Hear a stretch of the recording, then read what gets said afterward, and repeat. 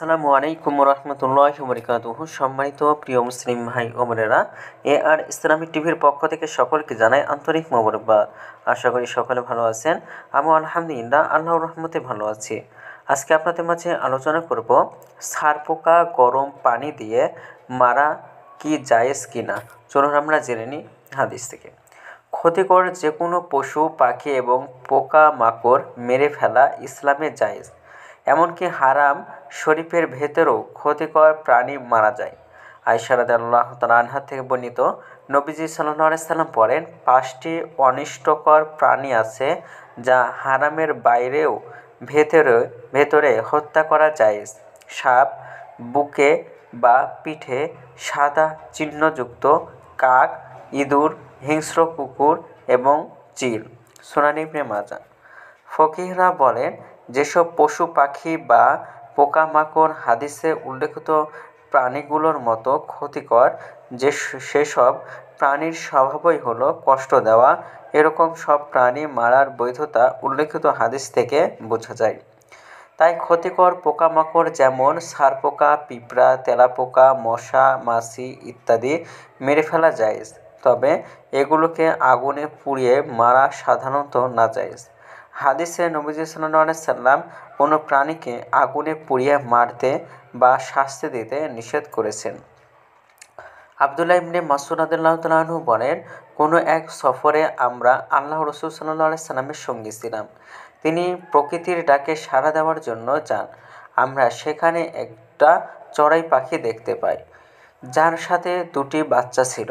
আমরা চড়াই পাখির বাচ্চা দুটিকে ধরে ফেলি। ফলে মা পাখিটি আমাদের মাথার ওপর ডানা মেলে উড়তে থাকে। মা পাখিটির অস্থিরতা দেখে নবী সাল্লাল্লাহু আলাইহি সাল্লাম বলেন, এই চড়ুই পাখির বাচ্চা নিয়ে কে একে কষ্ট দিয়েছে? এ বাচ্চাগুলো তোমরা ফিরিয়ে দাও। এরপর তিনি পিঁপড়ার সেই গর্ত দেখলেন যা আমরা পুড়িয়ে দিয়েছিলাম। তখন তিনি জিজ্ঞাসা করলেন, কে এটি পুড়িয়েছে? আমরা বললাম, আমরা পুড়িয়েছি। তখন তিনি বললেন, আগুন দিয়ে কাউকে শাস্তি দেওয়া শুধু আগুনের রব ছাড়া আর কারো জন্য সমীচীন নয়। সুনানে আবু দাউদ। আরেকটি হাদিসে নবী সাল্লাল্লাহু আলাইহি সাল্লাম কোনো প্রাণীকে হত্যা করার প্রয়োজন পড়লেও যথাসম্ভব কম কষ্ট দিয়ে হত্যা করতে বলেছেন। শাদ্দাদ ইবনে আউস রাদিয়াল্লাহু তাআলা থেকে বর্ণিত, আল্লাহর রাসূল সাল্লাল্লাহু আলাইহি সাল্লাম বলেছেন, নিশ্চয় আল্লাহ তাআলা প্রত্যেক বিষয়ে উত্তম আচরণ আবশ্যক করেছেন। কাজেই আপনারা যখন কোনো মৃত্যুদণ্ডপ্রাপ্ত মানুষ বা ক্ষতিকর প্রাণীকে হত্যা করেন তখন উত্তমভাবে হত্যা করুন। আর যখন পশু জবাই করেন তখন তা ভালোভাবেই করুন। ছুরি ধার দিয়ে নিন এবং পশুটিকে দ্রুত নিষ্কৃতি দিন। সহিহ মুসলিম শরীফ।